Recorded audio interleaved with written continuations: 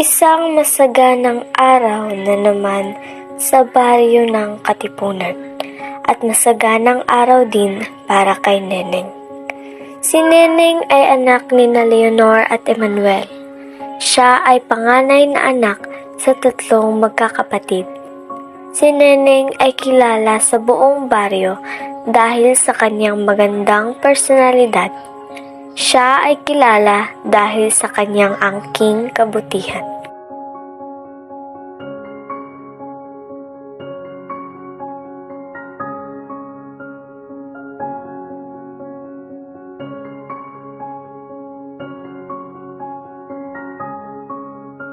Isang araw, habang siya ay tumutulong sa pagtatanim sa hardin ng kanyang ina, ay dumating ang kanyang pinsan. "Hoy, Bes, may nasagap na naman akong tsismis," sabi ng kanyang pinsan. Narinig ng ina ni Neneng ang sinabi ng pinsan, kung kaya't di nito naiwasang pangaralan ang mga bata. "Tsismis kayo ng tsismis. Baka marinig yun ng ibang tao at makulong kayo." Tumawa lang ang mga bata sa sinabi ni Aling Leonor at kwinento nito ang nangyari. "Alam mo ba, buntis daw si Sunny," sabi ng pinsan. "Ha? Mukhang okay naman siya nung naglaro kami tugon ni Neneng. Habang sila ay nag-uusap, ay tinawag si Neneng ng kanyang ina. Agad din naman itong nagpaalam sa ibang bata. Hindi nila alam na ang kwentong iyon ay isang fake news.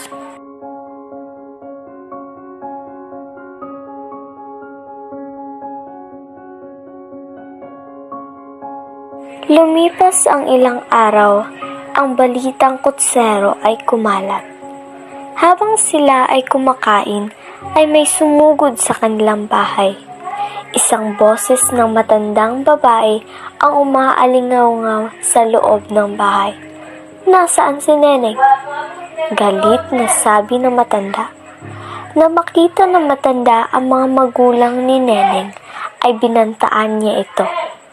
"Mag-aantay ako sa labas ng bahay namin. Kapag hindi ninyo isinuko si Neneng, ay ipapakulong ko kayong lahat."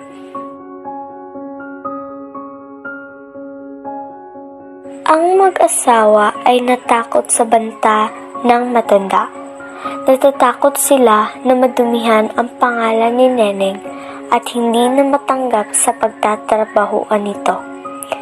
Napagpasyahan nila na papuntahin si Neneng doon. "Anak, humarap ka sa kanila at ipaliwanag mo ang lahat," tugon ng ama.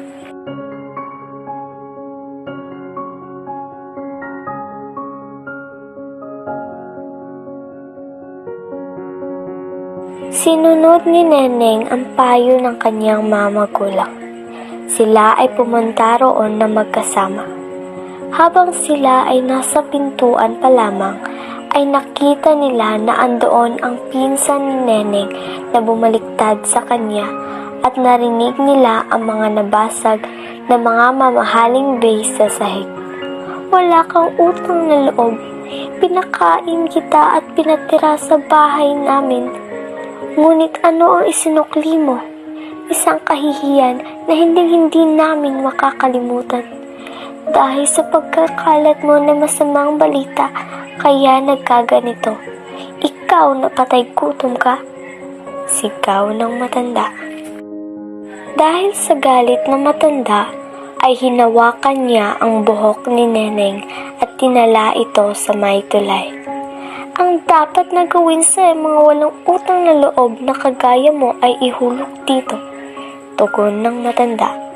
Lumuhod ang mga magulang ni Neneng sa matanda na pakawalan ang anak at pakinggan ito ng mabuti. Nakinig naman ang matanda at ito'y kanyang pinagtabuyan na para bang mga aso.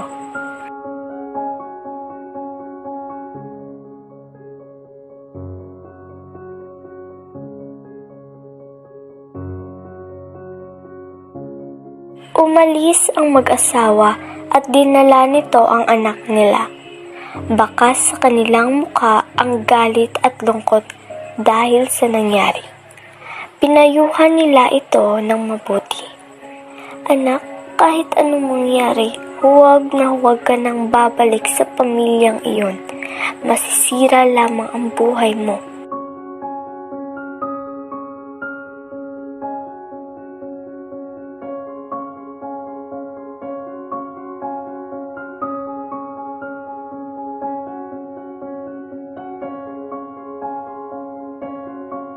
Tinupad ni Neneng ang kanyang ipinangako sa mga magulang. Siya ay nakapagtapos ng kolehiyo. Si Neneng ay nakapagtrabaho sa isang syudad bilang sekretarya ng Vice Governor. Makalipas ang 12 taong pagtatrabaho bilang sekretarya, ay napagpasyahan niyang maghanap ng bagong trabaho na makakaangat sa kanya. Dahil sa kanyang pagsusumikap, ay nakahanap siya ng oportunidad na makapunta sa ibang bansa.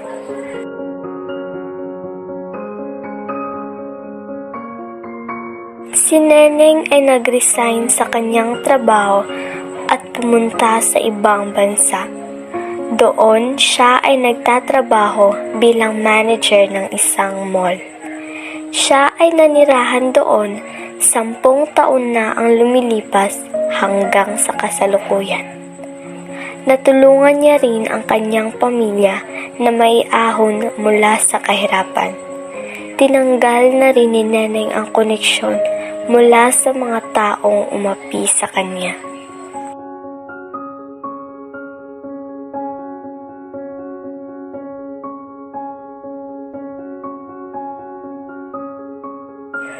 Si Neneng ay naging masaya at maliwanag. Taon-taon ay mas malaki ang kanyang kinikita at palagi rin siyang napopromote sa kanyang trabaho. At nahanap niya rin ang lalaking magpapatibok ng kanyang puso. Ngayon, makita na ang dating mababa ay nasa itaas at ang nasa itaas naman ang nasa baba.